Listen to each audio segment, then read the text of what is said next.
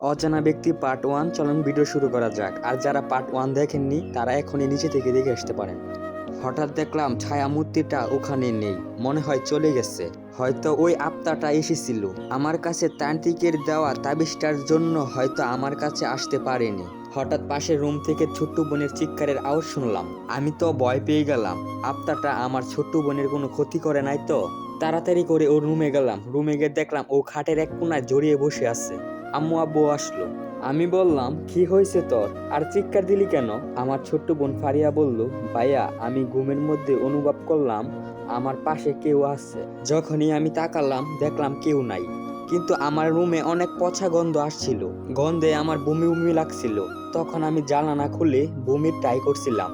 হঠাৎ দেখলাম কিছুটা দূরে কেউ দাঁড়িয়ে আছে। আমি যখন জিজ্ঞেস করলাম কে ওখানে, কিন্তু কোনো সাড়া শব্দ দিচ্ছে না। আবার যখন জিজ্ঞেস করলাম হঠাৎ তখন লোকটা হাওয়ায় মিশে গেল।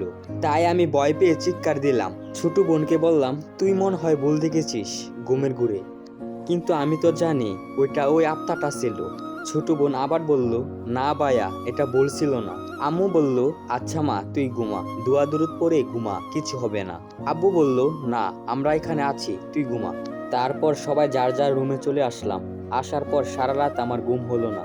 ভোর 6টার দিকে চোখটা একটু লেগে আসলো। ঘুম থেকে উঠে দেখি 9:30 বেজে গেছে। ঘুম থেকে উঠে হাত মুখ ধুয়ে নাস্তা করলাম, কিন্তু মাথার মধ্যে কালকে রাতের ঘটনাটা ঘটতেছিল।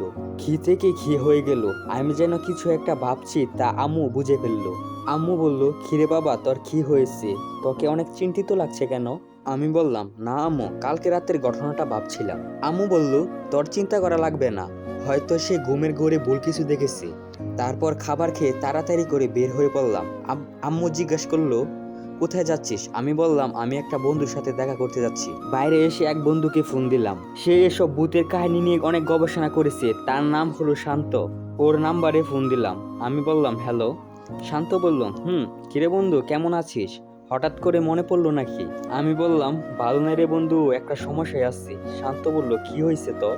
আমি বললাম, আচ্ছা তোকে একটা ঠিকানা দিচ্ছি, ওখানে তুই 20 মিনিটের মধ্যে চলে আয়।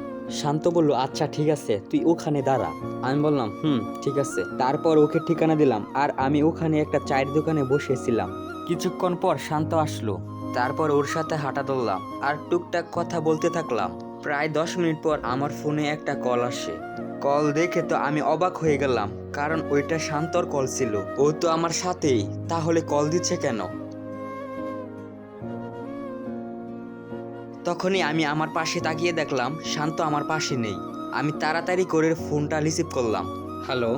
শান্ত বলল, কিরে কই তুই? আমি তো এখানে আসছি, তুই কই? আমি বললাম, মানে কি, তুই এতক্ষণ না আমার সাথেই ছিলি? শান্ত বলল, তোর সাথে ছিলাম মানে? আমি তো এই মাত্র তোর ঠিকানায় আসলাম। মনে মনে আমি বললাম, তাহলে আমার সাথে কে ছিল? আচ্ছা তুই ওখানে বস, আমি আইতাছি। এবার বুঝলাম আমার সাথে ওই আত্মাটা ছিল। শান্ত রূপ ধারণ করে আমাকে ভুল পথে নিয়ে যাচ্ছিল। হয়তো তাবিজ থাকার কারণে আমার কোনো ক্ষতি করতে পারেনি। কিন্তু এ কি, আমি এটা কোথায় চলে আসলাম? মনে হচ্ছে কোনো জঙ্গলে চলে আসলাম। আশেপাশে শুধু গাছ আর গাছ। কি করব বুঝতে পারছি না। প্রায় 20 মিনিট ধরে হাঁটতাছি। ফোনটা হাতে নিয়ে শান্তকে কল দিলাম। মামা আমাকে বাঁচা। শান্ত বলল, কি হয়েছে তোর, আর তুই কোথায়? আমি বললাম, তোর রূপ ধারণ করে একটা আত্মা আমাকে ফাঁদে ফেলেছে। আমি একটা জঙ্গলে এসে পড়েছি, তুই আমাকে বাঁচা। শান্ত বলল, আচ্ছা তুই তোর ফোনের লোকেশনটা অন করে রাখ। আমি বললাম, আমাকে তুই বাঁচা। তারপর আমি হাঁটতে হাঁটতে সামনে এগিয়ে যাচ্ছিলাম। ওই আত্মাটা আমাকে জঙ্গলে নিয়ে আসলো। আমি বুঝতেই পারলাম না। হঠাৎ মনে হলো আমার পিছনে কেউ আছে। আস্তে আস্তে আমি পিছনে তাকালাম। তাকিয়ে দেখি পিছনে কেউ নেই। যাক বাবা, ভয় পেয়ে গেছিলাম। কিছুক্ষণ হাঁটার পর সামনে একটা ঘর দেখা যাচ্ছে। জঙ্গলের ভিতরে বাড়ি। কেমন একটা গটকা লাগছে আমার কাছে। আসসালামু আলাইকুম সবাই, কেমন আছেন? আশা করি সবাই ভালো আছেন। পার্ট 2 এখানে শেষ করলাম, আর পার্ট 3 খুব শীঘ্রই আসছে। যদি গল্পটা ভালো লাগে থাকে তাহলে চ্যানেলটা সাবস্ক্রাইব করতে পারেন। Tata bye bye.